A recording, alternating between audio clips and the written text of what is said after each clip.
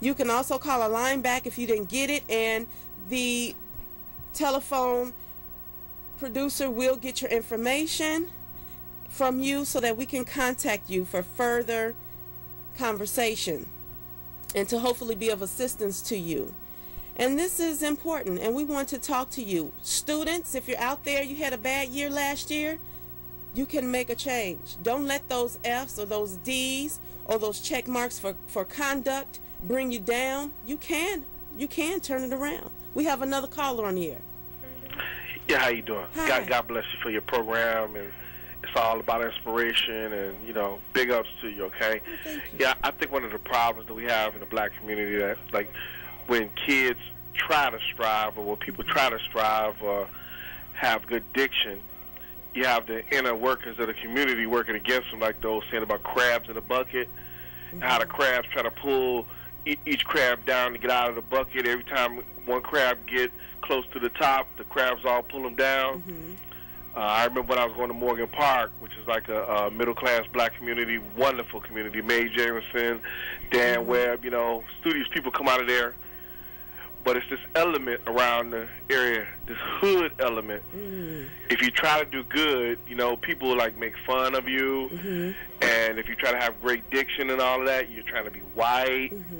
And then you have this whole element of the thug mentality, where like for guys it's really rough, because to have anything you gotta sell dope or to get with the women. So to be a guy in the black community and get with the women and be a good guy and not be a nerd, you gotta be hood. So I guess one of the things to keep the family together would be to have these things be uplifted, the studious things, the good diction, getting good grades, and not be nerdy, and the stuff like 50 Cent and Snoop Dogg and all this other stuff that make black men especially look bad, have that not be so uplifted, because in the black community, which nobody talk about, thugs are like really uplifted. Oh, yeah. And you have 40-year-old women that love thugs, and that is a shame, because if you don't have it, our own black people give you many, many problems of trying to strive and succeed. Some people have it in the black community, and they do not want to help you. And I'm going to cut you off there, caller. I do apologize, but I do thank you for your call. And you touched on some points, as well as the previous caller who talked about sacrifice. And we have to teach our children, as well as ourselves, that you don't always have to buy what the other children have, or you don't have to settle what the other people for the same thing that the other people are doing. And it is hard, as this caller just mentioned, but you sacrifices out of your comfort zone. And I always try to encourage children. We do that in our organization also.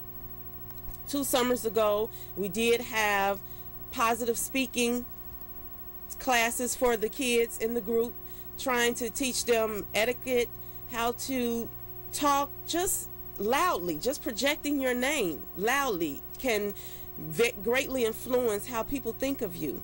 And if we can only just get it, if we can only just grasp that concept, that if you can just change the way you talk, you don't have to talk like they say, quote unquote, white, as some people say, but just using proper English or diction, it will take you a long way in not just being stereotyped by the police, by judges when you go for a job interview. And taking time out to do those things takes sacrifice. Maybe your child can't go outside all the time like they want to. Maybe they need to stay in the house and read a book. Maybe you as the parent need not to go out on the Saturday night. Maybe you need to spend more time with your children. Maybe you need to spend more time with yourself and not spreading yourself thin and doing things without concentrating on the family and yourself. And that's what we want to do today. We want to inspire and uplift. And we are talking about, is there something that has stopped you from changing your life, from starting over, from having a new beginning? There's so many things that happen in our lives, and it greatly impacts us.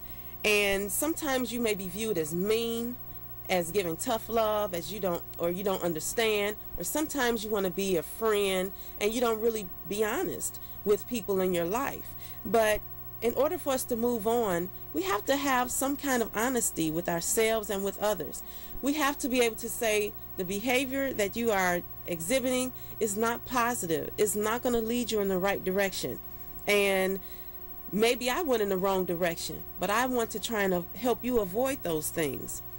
And I just want this to be a dialogue to open up discussions with you, your family, and friends, and making a positive change. And we have another caller on the air.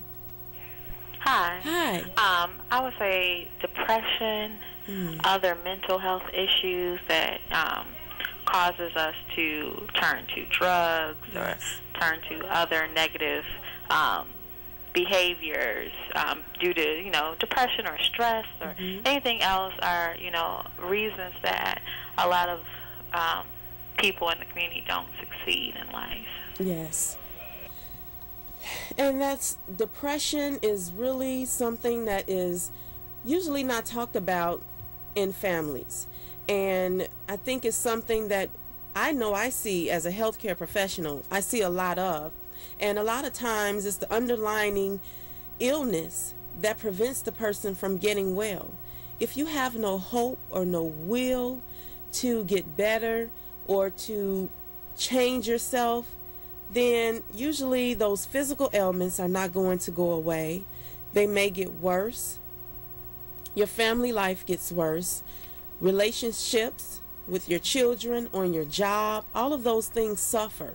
And only you know if you are really depressed or if you really need help. Don't deny yourself the help that you need. Seek help. Suicide rates are going up. You see people, even stars, celebrities, have suicidal gestures. They're in the news and they have a lot of money. Sometimes you say, if I only had money, things would change. There are rich people out there who are depressed and unhappy as well and need encouraging. So don't you feel that money is just the answer.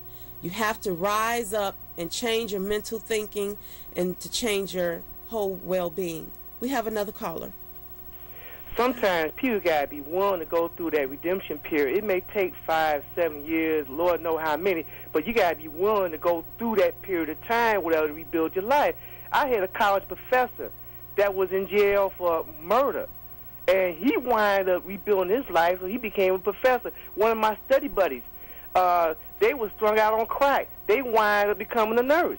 You got to willing to go through all those trials and tribulations and go through all that time, that period in terms of rebuilding your life, whatever. And it's a miracle sometimes. It seems like, and sometimes people really spend, they say, well, 4 or 5 years in jail, but they won't spend that 4 years maybe going to college or trying to rebuild their life, whatever, at all, whatever. They'll spend the time to go downhill, but not to try to build their life to come back. And thank you, caller, for that comment. I want to, Taking Back Our Families is committed to providing alternatives to violence, to promoting positive attitudes, and we want to encourage you to come out of that dark place. We have a lot of situations that happen. Some of you may have lost a loved one and you just feel like you cannot go on, that life is not worth living. But I just would like to encourage you that you are still here. And yes, you may feel that you wish you would have gone instead of them, but you didn't. You're still here. You still have a life to live, a life to lead. And you can say, I'm sorry. You can move on. And we want you to have a new beginning. Whether you've done time, whether you haven't been the greatest parent that you think you should have been, you can smile again. We want to encourage you. We want you to call our phone number to receive numbers to other resources that may be of help to you. We want your family